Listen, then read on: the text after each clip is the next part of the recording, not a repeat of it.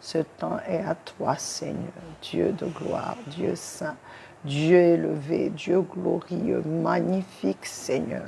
Qui est comme toi, ô Dieu? Qui, Seigneur, peut se mesurer à toi? Qui, Seigneur? Personne, Seigneur.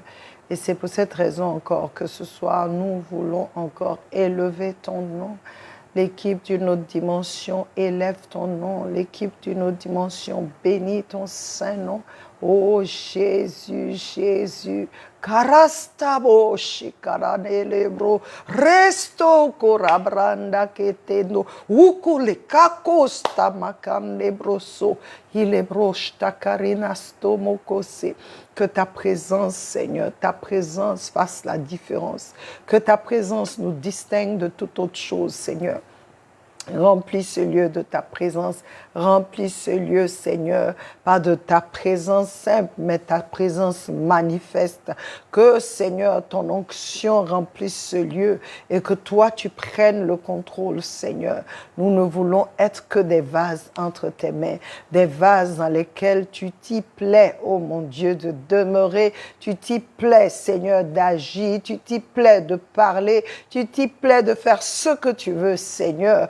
Prends le contrôle, Saint-Esprit.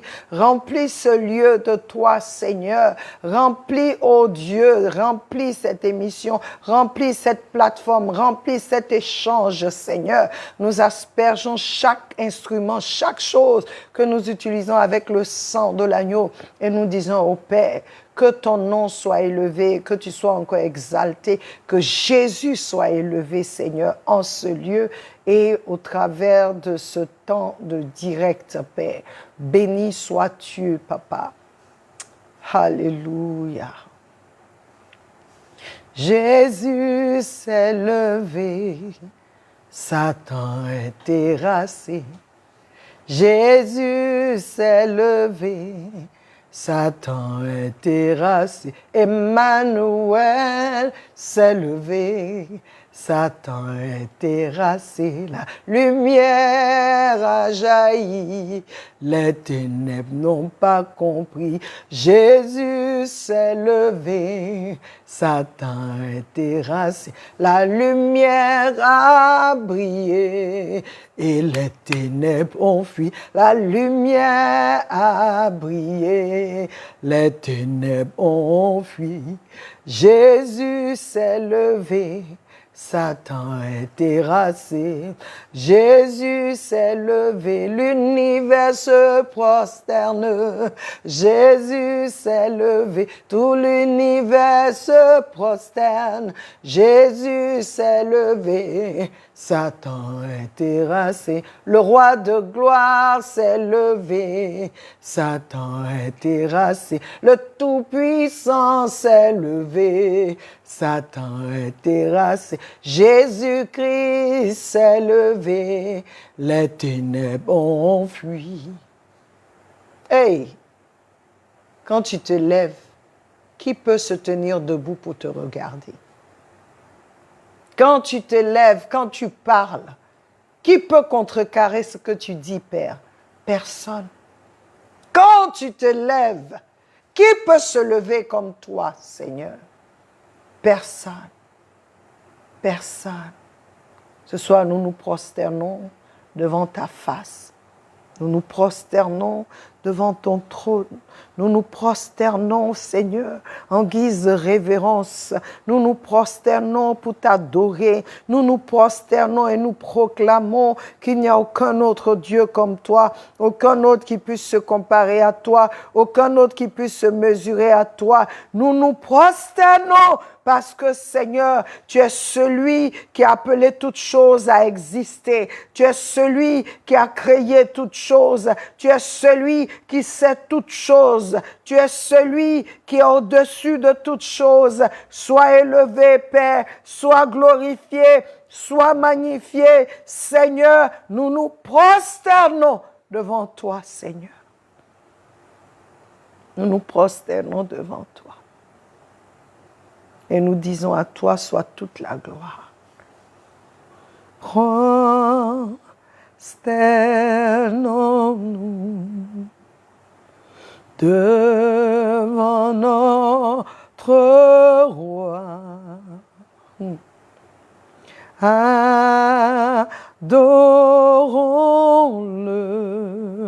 de tout notre cœur. Hey, Seigneur, Seigneur, tu es digne. Tu es digne que nous nous prosternions devant toi. Tu es digne que nous glorifions ton nom. Tu es digne que nous t'adorions, amoureux de nos âmes. Tu es digne, Seigneur, de recevoir la louange, la gloire, la majesté. Tu es digne de recevoir le fruit de nos lèvres, l'adoration qui vient de nos cœurs. Tu es digne, Seigneur, de recevoir la louange, ô Dieu. Tu es digne. Tu es digne, Seigneur. Prends ta place et guéris quelqu'un aujourd'hui. Guéris un cœur brisé. Guéris un corps malade. Donne la vue aux aveugles. Ouvre les oreilles qui ont été condamnées par l'esprit d'infirmité qui s'appelle la surdité, Seigneur. Délie les langues qui ont été, oh Dieu, mises à mutation à cause de toi, pour ne pas qu'ils parlent, mais qui sont dans le mutisme, qu'ils soient délivrés, Seigneur, ce soir. Délivre, Seigneur, quelqu'un ce soir. Libère un prisonnier ce soir. Que les portes de prison s'ouvrent. Que ton onction qui détruit le joug maintenant soit répandue sur nous, répandue sur chaque personne qui est connectée et tous ceux qui se connecteront. Que l'onction qui détruit le joug maintenant soit répandue dans nos vies et que tout joug humain, spirituel, qui nous empêche d'être ce que nous devons être, qui nous empêche de nous lever et de marcher comme tu veux, que ces jougs soient détruits. Tout fardeau, Seigneur, qui est sur nous, qui n'est pas de toi, soit ôté. Que, Seigneur, ton onction descende maintenant, soit répandue, Seigneur, et que ta puissance se manifeste dans la vie de tout un chacun. Élève-toi et que tes ennemis soient dispersés. Merci de te glorifier en ce moment, au nom de Jésus.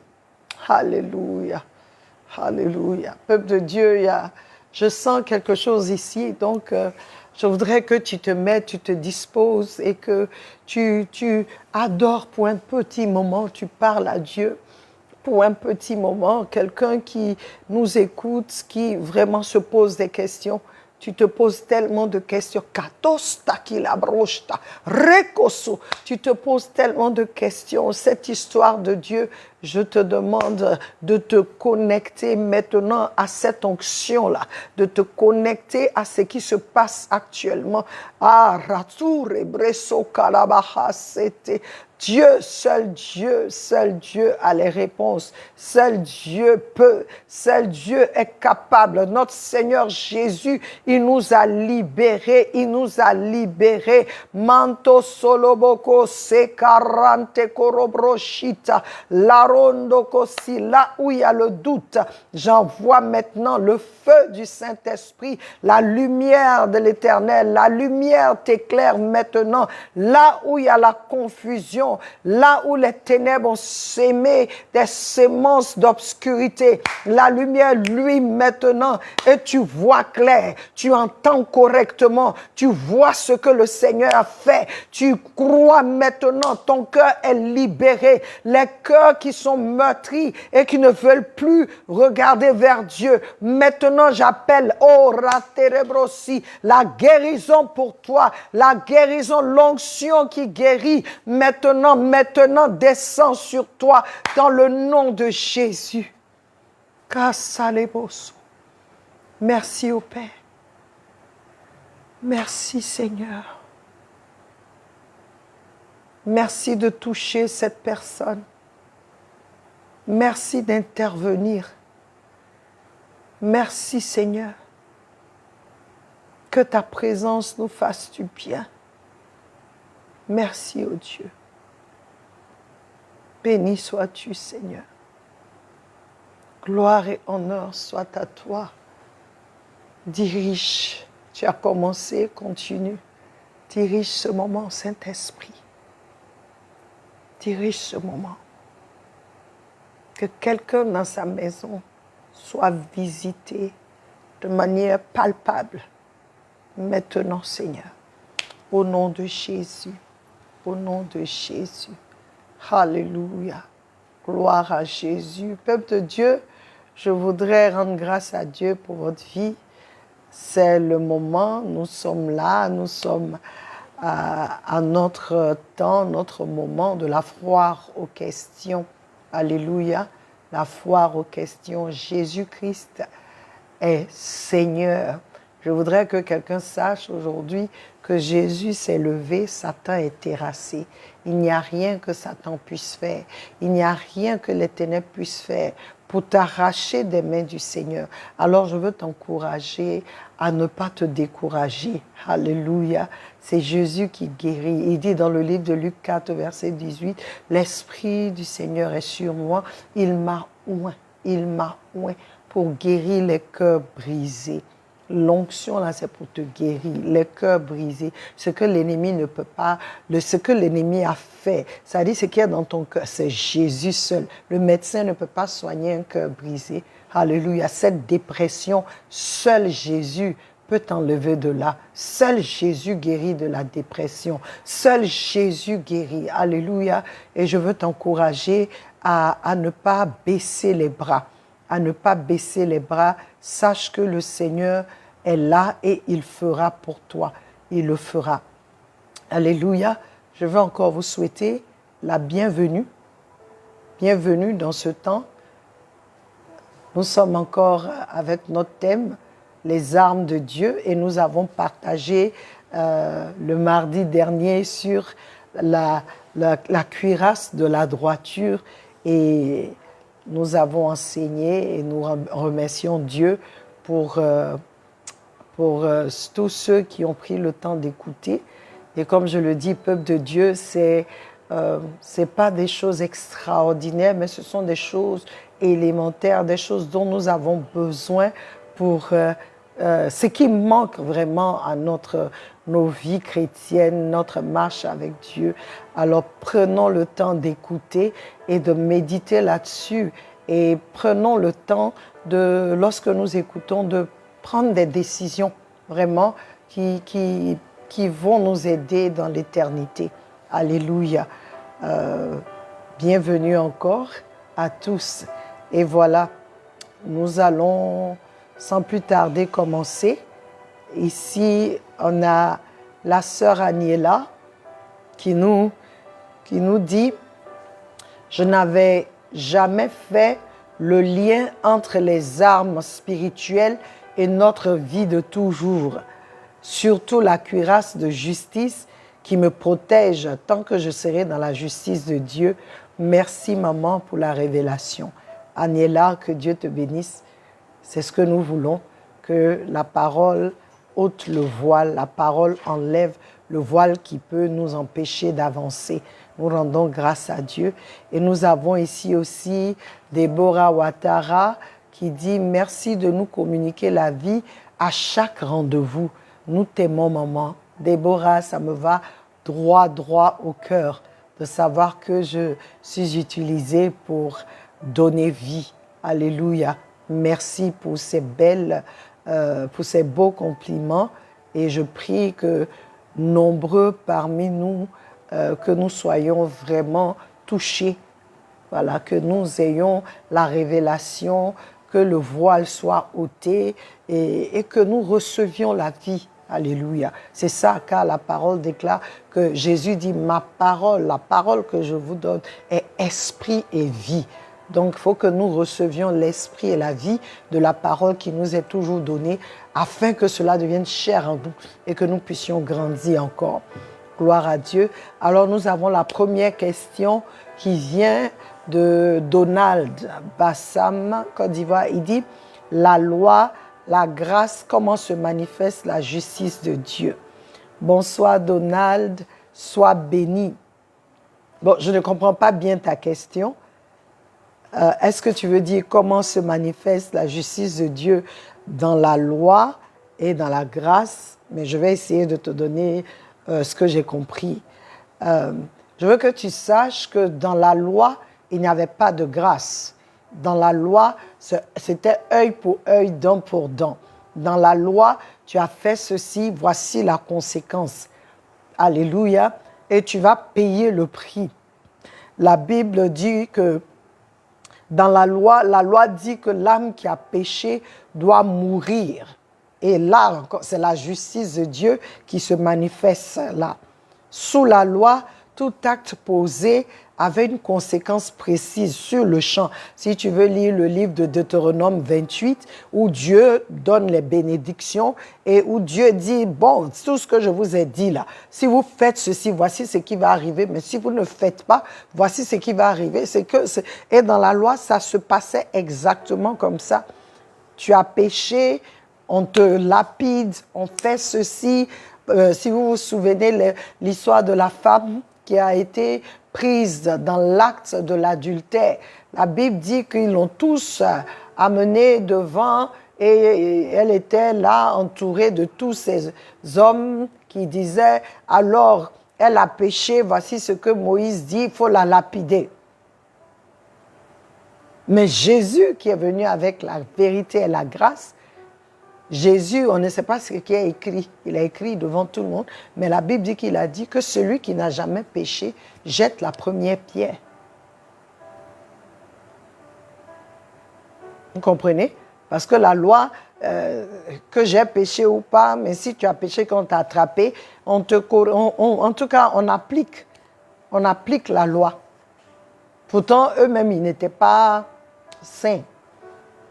Mais dans la grâce, sous la grâce, toute âme qui a péché et qui croit en Jésus-Christ comme Seigneur et Sauveur est pardonnée. Est pardonnée. Elle ne périra pas, l'âme ne périra pas, car Christ a payé le prix. Il nous dit, il nous a rachetés au prix de sa vie. Jean 3,16 dit, Dieu a tant aimé le monde qu'il a donné son Fils unique afin que quiconque croit en lui ne périsse point, mais ait la vie éternelle. Jésus a pris sur lui nos péchés. Donc, c'est lui qui met sa confiance en Jésus au lieu que la loi s'applique. Parce que Jésus a payé le prix, alors tu es pardonné, tu es racheté, tu deviens fils de Dieu. Donc, j'espère, Donald, que j'ai répondu un peu à ta question parce que la justice de Dieu se manifeste ainsi dans la grâce par l'œuvre de la croix. Ce que Christ a fait, c'est comme ça. Donc, c'est pourquoi la Bible dit, nous sommes la justice de Dieu en Christ. Quel que soit ce que tu fais, parce que tu as donné ta vie à Christ. Souviens-toi du voleur, du bandit sur la croix. Quand il a cru en Christ, le Seigneur lui a dit, aujourd'hui même, tu seras au paradis avec moi. Ses péchés ont été pardonnés. Il y a eu des exceptions dans la loi. David a marché comme quelqu'un qui était dans la grâce. Pourquoi? Parce qu'il a compris le cœur de Dieu. Nombreux ont marché comme ça, mais c'était des exceptions. Tu vois que même Moïse, David même, de qui je parle, qu'on appelle David, qui est l'homme selon le cœur de Dieu, mais David, quand il a péché, Dieu l'a gracié, mais il a payé le prix. Les conséquences, il y a eu des conséquences. Moïse, pareil. Mais avec Christ, dans la grâce, la justice de Dieu est en Christ. Parce que Christ a fait, il a payé le prix. Donc, la justice de Dieu aujourd'hui, quand Satan veut venir contre toi, tu ne dis plus non, tu lui dis Jésus a payé pour moi. Donc Satan ne peut plus t'accuser. C'est pourquoi quiconque met sa confiance en Christ ne périra pas, n'aura pas honte, ne sera pas confus. La justice de Dieu en Christ, il a payé le prix. Donc Satan ne peut plus t'accuser si tu es en Christ. Parce que Jésus a payé le prix, il a payé tes dettes, Il t'a racheté. C'est pourquoi la Bible dit qu'il n'y a plus de condamnation. La loi condamne, mais la grâce, nous sommes justifiés dans la grâce par l'œuvre de la croix. Il dit, il n'y a plus de condamnation pour ceux qui sont en Christ, qui ont été affranchis par l'esprit de vie en Christ. On a été affranchis de la loi et de la loi, il dit de la loi du péché et de la mort. On est justifié en Christ, seul en Christ, personne d'autre. Amen. Donc j'espère, Donald, que j'ai répondu à ta question. Alléluia.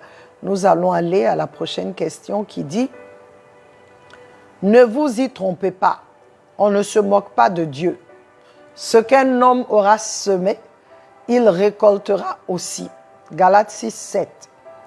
Tous les hommes, sans exception, c'est Franck Cameroun qui pose cette question. Bonsoir Franck, sois béni. Oui Franck, tous les hommes sans exception. Acte 10, 34 dit, alors Pierre ouvrit sa bouche et dit, en vérité, je m'aperçois que Dieu ne fait pas de différence entre les personnes. D'autres versions disent, Dieu ne fait exception de personne. Oui, le juif, le non-juif, en Christ, nous sommes un. Nous sommes un. Et le Seigneur n'a pas, vous savez, souvent on dit Dieu, il n'a pas de préférence. Hein. Tu marches comme il veut, les conséquences sont là. Alléluia. Tu marches comme Dieu veut, les conséquences sont là. Tu désobéis aussi, les conséquences sont là. Alléluia. Et je veux que tu saches que je viens juste de parler de David, qui était l'homme selon le cœur de Dieu. Mais quand David a péché, Dieu lui a pardonné, mais il y a eu les conséquences. Il y a eu les conséquences. La famille de David n'a plus jamais été la même. Quand David a péché,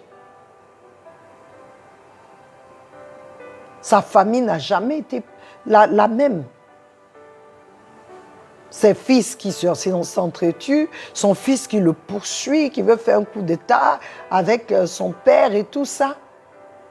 C'est-à-dire, il a mis la honte sur Dieu, la honte est rentrée dans sa famille. Mais Dieu l'a préservé, lui. Parce qu'il a demandé pardon à Dieu. Il a reconnu son tort. Mais l'épée n'a pas quitté sa maison. Je regarde même Moïse. Moïse qui parlait face à face avec Dieu. Dieu a puni Aaron et Myriam à cause de Moïse. Mais quand Moïse a déconné, il n'est pas rentré dans la terre promise. Il n'a pas terminé sa mission.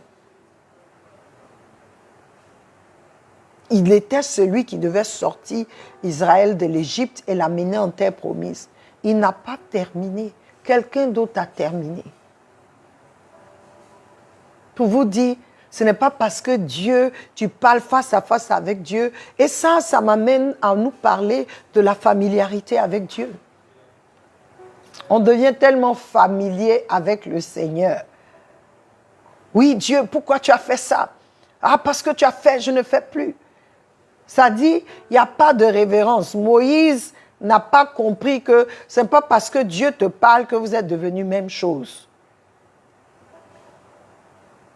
Non. Quand Dieu parle, il dit à Moïse, je parle à face. Les autres prophètes, je leur donne des songes, je donne des visions. Mais Moïse, c'est face à face.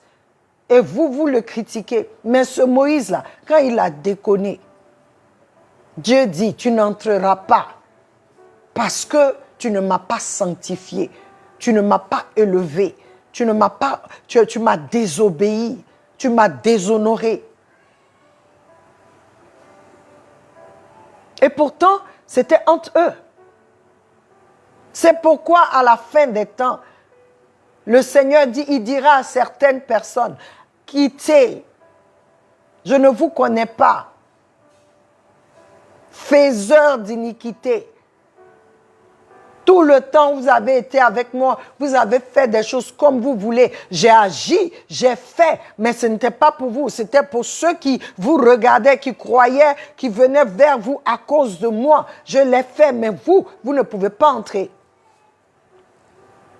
Il y a trop de familiarité avec le Seigneur. Il n'y a plus de crainte de Dieu. Il n'y a plus de révérence.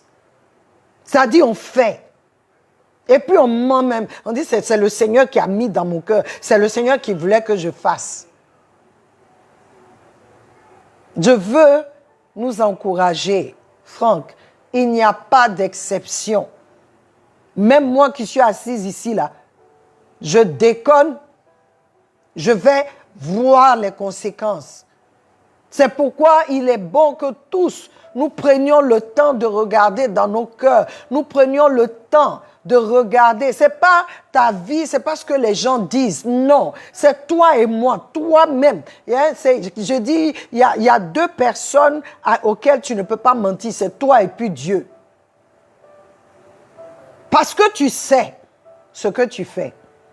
Tu sais. Dieu aussi sait. Donc, c'est mieux que toi et moi, nous prenions le temps c'est-à-dire de notre relation avec le Seigneur, que nous prenions le temps de nous assurer que tout ce que nous faisons là, ce n'est pas nous-mêmes. C'est-à-dire tout ce que nous faisons, c'est basé sur ce que Dieu veut. Et on ne fait pas les choses comme on veut. Parce qu'à la fin, tu sauras.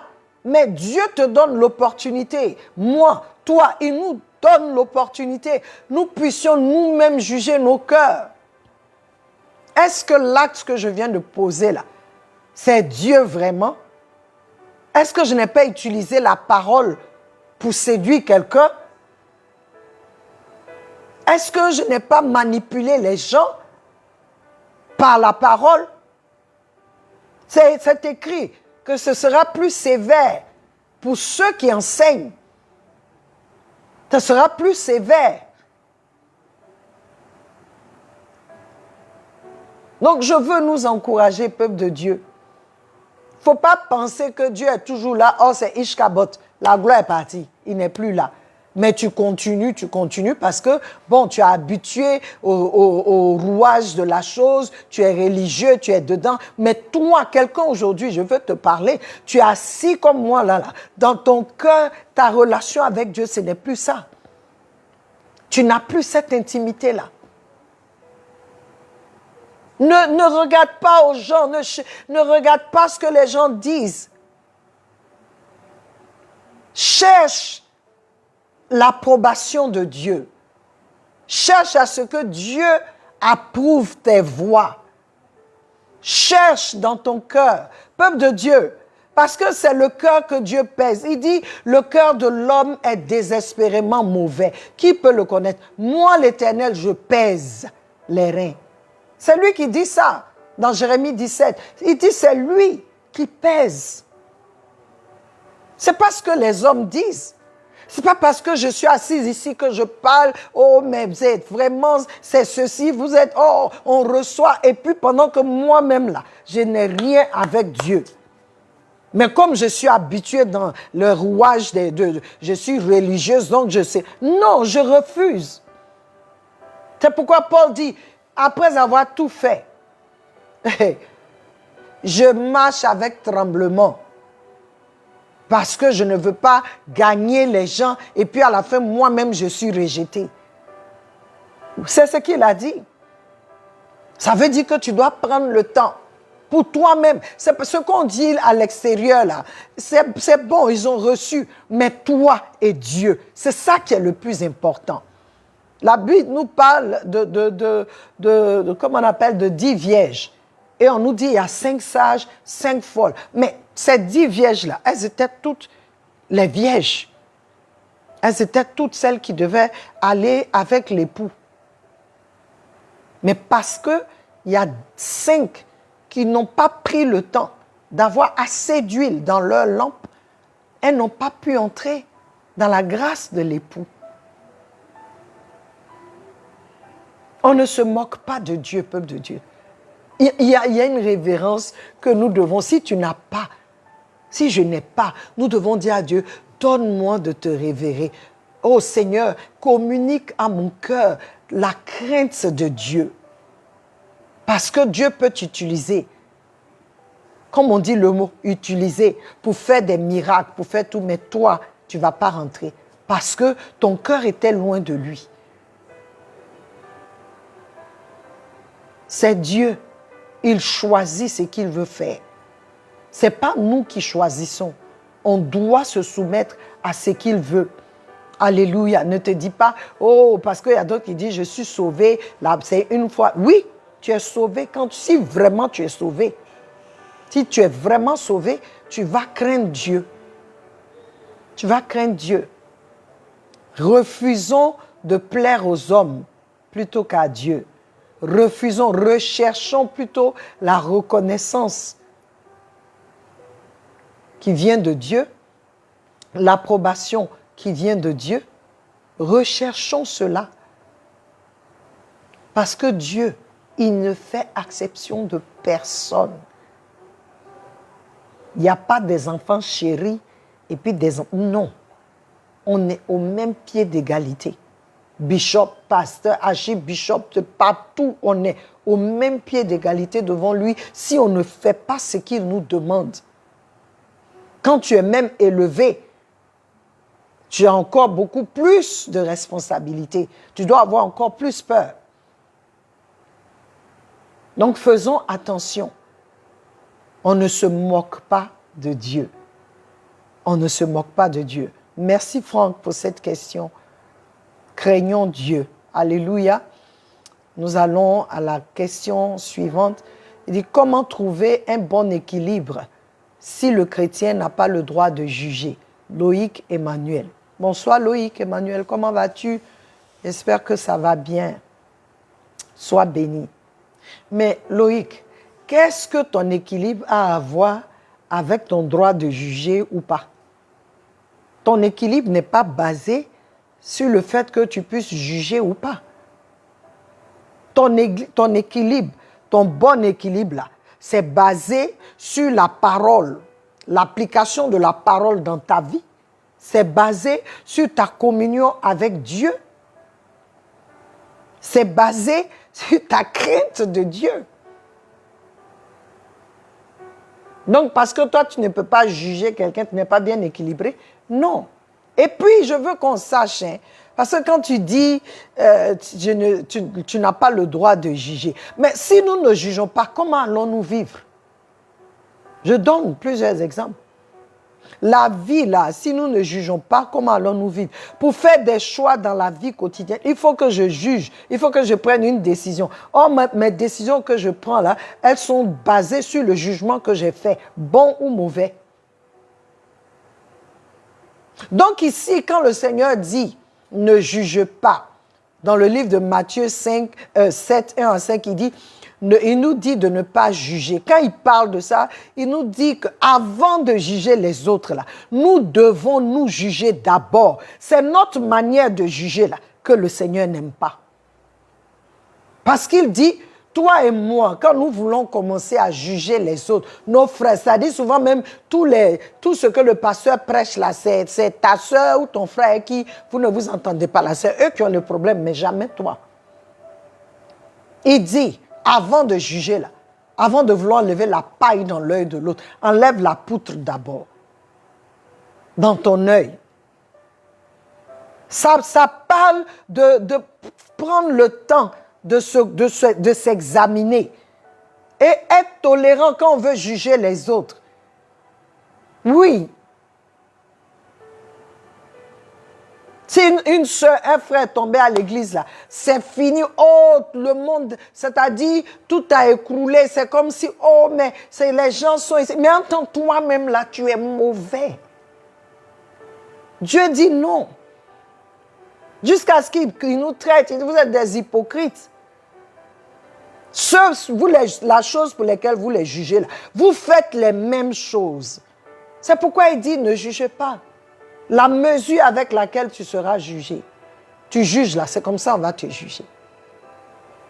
Mais Dieu n'est pas en train de dire qu'on ne doit pas juger. Parce que déjà, quand toi et moi, on fait la différence entre le bien et le mal, on a jugé. Hein? Quand on dit, ah, tu as fait ça là, c'est pas bon, ça là, c'est bon, tu as déjà jugé. Ce que Dieu demande, ce ne sont pas des jugements basés sur ton opinion ou sur mon opinion. Dieu demande à ce que nous jugions toutes choses à la lumière de la parole. À la lumière de la parole. Quand les gens ont jugé cette dame qui a été trouvée dans l'adultère, Jésus dit, celui qui n'a jamais péché. Il voulait leur dire ça. Vous êtes prêts à jeter la pierre à la personne. Mais chacun de vous ici a péché. Ce n'est pas parce qu'on n'a pas vu pour vous. En plus, votre jugement n'est pas correct parce qu'on a dit, ceux qu'on trouve dans l'adultère, là, c'est les deux ce sont les deux qu'on doit lapider. Mais vous amenez seulement la femme. Où est l'homme là? Où il est? Donc votre jugement n'est pas correct, déjà. Et comme lui, il est la vérité, il est le chemin et la vie, il a montré aux autres. Il n'a pas dit que la femme n'a pas péché. Parce qu'il a dit à la femme après, où sont tes accusateurs? Elle dit à personne. Il dit, moi aussi je ne t'accuse pas. Va et ne pêche plus. Le genre de jugement qu'il attend, c'est un jugement qui est fait dans l'amour. Un jugement qui est fait dans la compassion. Je vois l'homosexuel, je ne le lapide pas. Je ne sais pas, je sais que sa vie, c'est la vie qu'il mène, est une abomination devant Dieu. Mais ce n'est pas parce que moi, je n'ai pas été, c'est parce que Christ m'a sauvé que je peux voir aujourd'hui que la vie qu'il mène là n'est pas une bonne vie. On a tous fait des bêtises. On a été dans du n'importe quoi. Mais celui-là, Dieu veut que je le juge dans l'amour, avec compassion, que je ne le lapide pas, que je me souvienne que là où il est là, j'ai été là-bas un jour. J'étais dans le péché aussi. Mais sa grâce m'a localisé. Donc toi et moi, nous devenons dans la main de Dieu, la grâce de Dieu qui localise le pécheur et qui lui montre de l'amour et qui lui explique ce que Dieu veut pour lui, qui lui montre que Dieu l'aime, qui lui montre que moi-même j'étais là-bas, mais Dieu m'a secouru. C'est comme ça. Donc mon équilibre là, ce n'est pas basé sur ça. Mon équilibre est basé sur ce que Dieu dit, mon obéissance. Parce que si je n'obéis pas à la parole de Dieu, je serai déséquilibré. Puisqu'il dit que quand j'observe, je prends le temps de mettre en pratique ce que sa parole dit, je deviens comme un arbre planté auprès des eaux paisibles, où mes racines sont abreuvées tous les jours, où mon feuillage ne flétrira pas et puis ne changera pas, il sera toujours vert. Et je porterai des fruits à ma saison. Tu comprends? Donc ton équilibre n'est pas dans le fait que tu as le droit de juger ou pas. Ton équilibre est dans le fait que la parole de Dieu pour toi, c'est un délice. Tu l'appliques. Tu marches selon la parole. Tu as une communion avec ton Dieu. Tu as cette intimité avec lui. Donc, c'est ce que la parole veut dire. Parce que si je ne juge pas, ça sera compliqué. Donc, que nos jugements, quand nous jugeons, que cela soit basé, que ce soit un jugement qui est basé sur la parole de Dieu. Ce n'est pas ce que je pense ou ce que je ressens. Et selon le cœur de Dieu, quand je juge que quelque chose n'est pas bon, que dit la parole? C'est ce que je dois appliquer. Ce n'est pas jeter des pierres aux gens. Amen. Donc, voici un peu Loïc, j'espère que tu as compris que ton équilibre ne dépend pas de ton droit de juger ou pas. Ton équilibre dépend de ta mise en pratique de la parole de Dieu, de ta communion avec Dieu. Amen. Alors, nous avons cette question. Il dit, moi, j'ai une question qui sort un peu du cadre concernant le parler en langue. Selon la Bible, les apôtres ont parlé en langue ou en d'autres langues maternelles. D'où vient le parler en langue que nous entendons aujourd'hui dans nos églises? Anonyme Abidjan. Bonsoir Anonyme, sois béni. Alors nous allons lire la parole de Dieu. Actes 2, 1 à 12. Hein? Je vais aller un peu. Acte 2, 1 à 12 nous parle de ce qui s'est passé le jour de la Pentecôte. Alléluia. Ils parlaient des langues selon ce que l'Esprit leur a donné de prononcer. Et ce jour-là, tous ceux qui étaient présents les entendaient parler dans leur propre langue.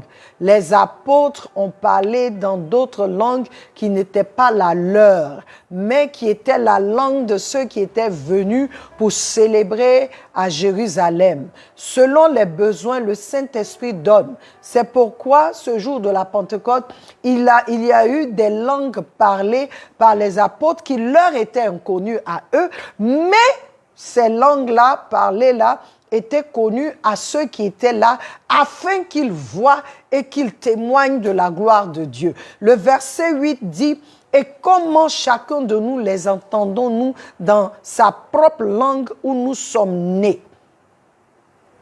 Ils disent, ceux qui parlent là, ils sont galiléens. Comment est-ce qu'ils parlent dans nos langues? On sait qu'ils ne comprennent pas nos langues. Comment est-ce qu'ils parlent dans nos langues? Et si tu lis Actes 2, 1 à 12, ils vont te dire toutes les nationalités qui étaient présentes là-bas.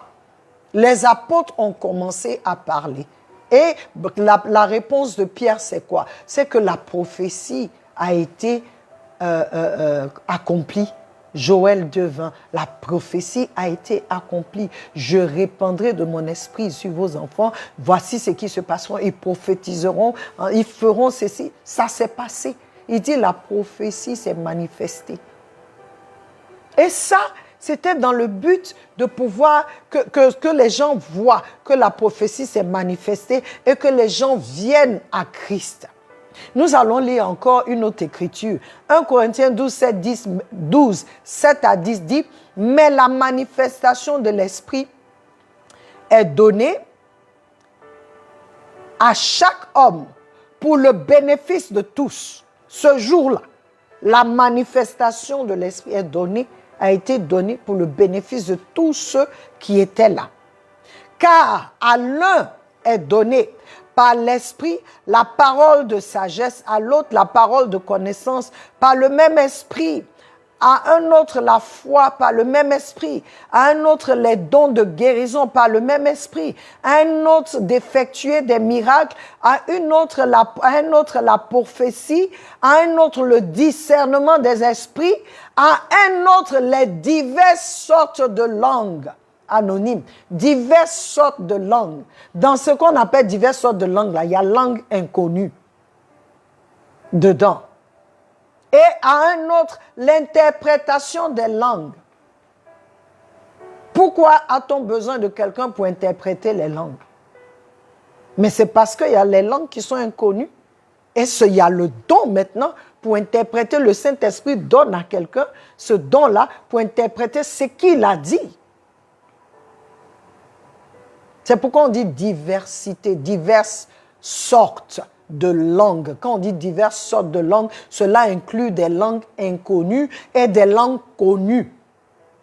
Oui, des langues inconnues et des langues connues. C'est ça, on dit diverses sortes de langues. Ça inclut tout ça.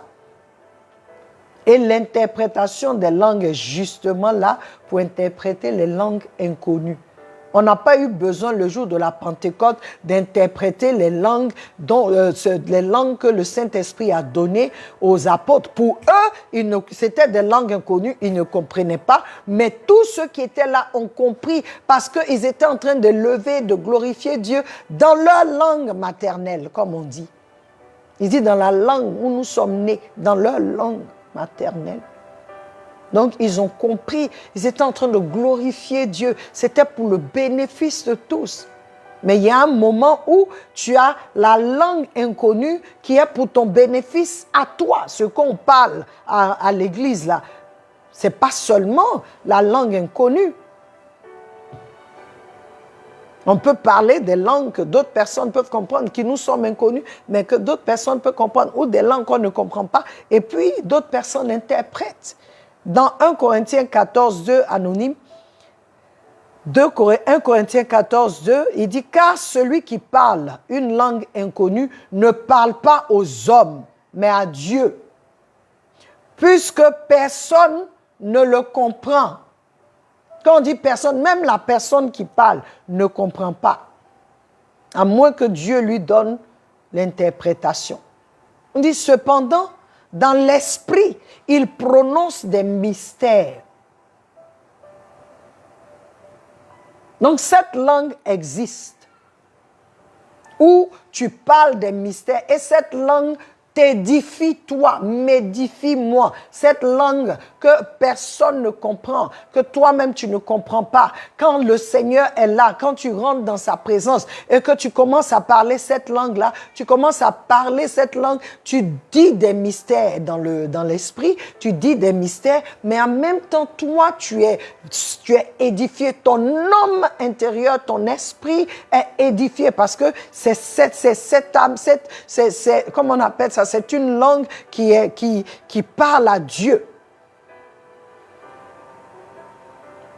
Donc, j'aimerais que tu comprennes, lorsqu'on parle de diversité de langues, la langue inconnue fait partie de cette diversité. Et elle est interprétée. Et c'est le Saint-Esprit qui nous donne. Anonyme. C'est lui qui peut me donner de parler ici et je parle une langue. Et toi qui es là-bas, tu comprends. Mais moi, elle est inconnue parce que je ne sais pas ce que c'est. J'ai entendu une dame parler en langue, mais c'était du chinois. Je vous dis, son parler en langue, c'était du chinois. Mais on n'a pas l'interprétation parce que c'est ça. Il faut avoir un don d'interpréter. C'est pourquoi Paul dit, ceux qui prophétisent là, quand vous prophétisez en langue, il faut que quelqu'un interprète ce que tu dis. Sinon, on te regarde comme un barbare. C'est pourquoi vraiment le parler en langue, quand tu le parles, c'est conseillé. Hein? C'est conseillé d'être dans la présence de Dieu. C'est toi et puis Dieu, tu prends le temps. Paul dit, je parle plus en langue que vous tous. C'est ce qu'il a dit. Cette langue-là, pourquoi? Parce que ça édifie. Donc, on doit le parler. Souvent, il y a des choses qui arrivent, tu ne sais même pas quoi faire. Tu ne sais même pas comment prier. Parle en langue. Si tu es baptisé du Saint-Esprit, c'est ça l'évidence. Parle en langue. Lève-toi, prends le temps, parle en langue. Quand ça vient, tu sais, le Saint-Esprit, ça vient, ton esprit veut parler.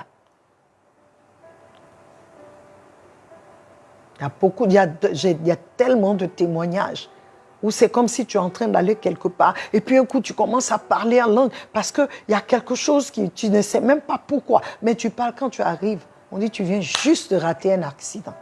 Ou bien quand tu es parti net, l'accident s'est passé ou la chose est arrivée. Parce que tu parles des mystères, tu dis des choses en esprit. Donc, anonyme, j'espère que tu as compris.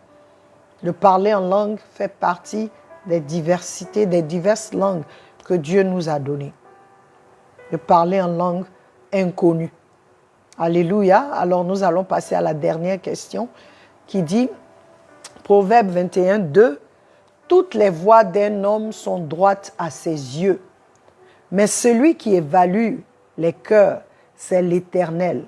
Comment savoir que je suis dans la droiture? » Christian, France. Bonsoir Christian, sois béni. Je le dis ici tout le temps.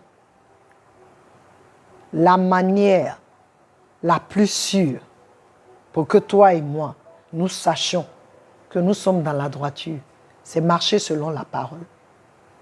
Agir selon la parole. Et encore plus, être conduit par le Saint-Esprit. Oui, être conduit par le Saint-Esprit. Lorsque Satan a dit à Jésus, si tu es fils de Dieu, change ces pierres en pain. Jésus est fils de Dieu. Il pouvait changer ces pains en pierre. Mais parce qu'il était conduit par l'Esprit, il dit l'homme ne vivra pas seulement de pain, mais de la parole de Dieu aussi. Parce que Satan est venu au moment où il avait faim. Donc il pouvait défier Satan pour lui montrer, mais non. Il a dit, il est écrit. Là, j'ai faim, je peux transformer ces pierres en pain pour les manger. Mais en tant que maître de l'univers, fils de Dieu, la parole dit que je peux avoir faim. L'homme ne vivra pas de pain seulement, mais il vivra aussi de la parole de Dieu. Donc Satan, je choisis d'avoir faim ici. Il y a le discernement. C'est pour vous dire qu'il y a des situations dans lesquelles on va se trouver. Il faut choisir de faire ce que la parole dit. C'est le moyen, je dirais, la manière la plus sûre que tu saches, que je marche dans la droiture. David dit à Dieu, juge-moi selon l'intégrité de mon cœur. Pourquoi est-ce que ceux pour qui je me suis donné, investi, quand ils étaient malades, j'étais là. C'est ce que la parole dit. Hein? C'est ce que je vous dis ce que la parole dit. C'est ce que David a écrit. Il dit aujourd'hui, celui avec qui je mangeais là, a tourné le talon contre moi. Juge-moi dans l'intégrité de mon cœur. Juge ce qui se passe. Mais moi, David, je vais continuer de faire ce que ta parole dit. C'est ça. Dans l'agonie, dans les difficultés, qu'est-ce que tu choisis de faire? Est-ce que tu choisis de marcher selon la parole ou bien tu choisis de marcher selon ton ressenti, selon tes émotions? Non. La droiture, c'est celui qui marche selon la parole de Dieu. Celui qui, quelle que soit la situation, qui choisit ce que Dieu dit, qu'il se laisse conduire par l'Esprit de Dieu. La Bible dit dans Jean 16, 13 que l'Esprit de vérité viendra et il nous conduira dans toute la vérité. Donc quand tu marches dans la vérité aussi, tu sais que tu marches dans la droiture. Donc je veux nous encourager. Il n'y a pas autre chose. Souvent, tu dis que tu es conduit par l'esprit, mais comme tu n'as pas le discernement, le moyen le plus sûr, mon frère, prends la parole et fais ce que la parole dit. Et assure-toi que tu n'utilises pas la parole pour te venger. Tu n'utilises pas la parole pour narguer. Tu n'utilises pas la parole contre les gens. Non, non, non. Assure-toi que tu l'utilises comme il se doit. C'est pourquoi tu as besoin du Saint-Esprit. Et quand tu es convaincu que tu n'as pas fait selon l'Esprit, tu n'as pas fait quelque chose, suis les directives du Saint-Esprit. Alléluia. Peuple de Dieu, nous finissons avec cette question. Et merci pour toutes ces belles questions. Je prie que le Seigneur nous aide, qu'il nous aide, parce que souvent ça a l'air tellement difficile, mais j'ai appris que ce n'est pas difficile. Vous savez, j'ai donné ce témoignage à mes débuts dans le Seigneur. J'avais tellement peur de tomber, parce que j'étais tellement dans le péché que maintenant que je suis venue dans le Seigneur, c'était devenu comme « Aïe, il ne faut pas que je pêche, il ne faut pas... » Mais notre Père n'est pas comme ça. Je devais comprendre que Jésus avait déjà payé tout pour moi et que je ne devais pas compter. Je comptais sur mes propres forces pour ne pas tomber. Et quand c'est comme ça, là, pouf, tu chutes. Parce que tu tombes, tu comptes sur toi-même. Et à l'école biblique, mon professeur, ce jour, on avait les cours sur la foi.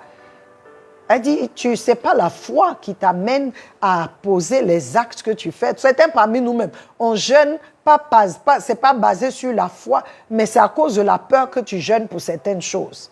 Elle dit non, c'est différent. Tant que c'est la peur qui te conduit, Dieu ne peut pas répondre à ça. Dieu répond à la foi. Ça m'a délivré, peuple de Dieu. La parole est le moyen le plus sûr de savoir que je marche dans la droiture. C'est pourquoi la parole déclare que la prophétie la plus sûre, c'est la parole de Dieu. C'est la parole de Dieu. C'est ce que la parole dit. Ce que tu dois pratiquer. Ce que je dois pratiquer. Il dit que ce n'est pas celui qui entend seulement la parole qui est béni, mais c'est celui qui entend et qui la met en pratique. Ne soyons pas comme des hommes, on s'est regardé dans le miroir, on s'est regardé, mais quand on est sorti, on a oublié le visage qu'on avait. Non, quand tu entends la parole, ne sois pas seulement heureux, mais mets-la en pratique. Que ce soit que tu te sentes bien ou pas, mets-la en pratique. Parce que c'est la pratique de la parole qui te donne la vie. Tu la reçois, tu l'acceptes, tu marches selon ce qu'elle te dit. Et tu ne marches pas dans ta force. Tu marches selon la force de Christ. Soyez bénis. Éternel Dieu, je te remercie pour toutes ces questions et ces compliments que nous avons reçus d'Aniela et de Déborah. Je prie que tu les bénisses et qu'elles soient toujours bénies, qu'elles reçoivent toujours de ta part au travers de cette plateforme une autre dimension avec Christ et qu'elles grandissent dans ta connaissance, qu'elles aillent à chaque étape de leur marche avec toi à une autre dimension avec toi afin, Seigneur, d'être celle-là même, de rentrer dans leur destinée et d'accomplir ton plan pour leur vie dans le nom de Jésus. Je prie, Seigneur, pour l'anonyme, je prie pour Franck, je prie pour Christian, Seigneur. Je prie pour chacun d'eux, pour les questions qu'ils ont posées. Je prie que tu te souviennes d'eux et que tu communiques à chacun la force, Seigneur, oh Dieu, que Seigneur Jésus, en eux, tu t'élèves et que tu donnes à Franck, Seigneur, de savoir que tu honores celui qui t'honore, Seigneur. Dans le nom de Jésus, tu fasses comprendre à Christian, Seigneur, que c'est celui qui met sa confiance en toi, qui marche avec toi, qui marche selon ta parole, marche dans la droiture, parce que c'est ce que tu dis, Seigneur, qu'il ne se loigne pas de ta parole, qu'il observe et qu'il fasse ce qu'elle dit, Seigneur. Dans le nom de Jésus-Christ de Nazareth, je prie pour Anonyme, afin que tu le baptises encore du Saint-Esprit, afin qu'il fasse l'expérience de cette langue inconnue, Seigneur, qui est cette langue qui, lorsque nous parlons, nous prononçons des mystères dans l'esprit et que c'est à toi que nous nous adressons et qu'il est plus, Seigneur, qu'il puisse encore te parler dans le nom de Jésus, qu'il n'y ait pas de confusion en lui, qu'il sache que cela vient de toi, ô Père. Béni sois-tu pour ce temps que tu nous as donné, béni sois-tu pour la vie de tout un chacun.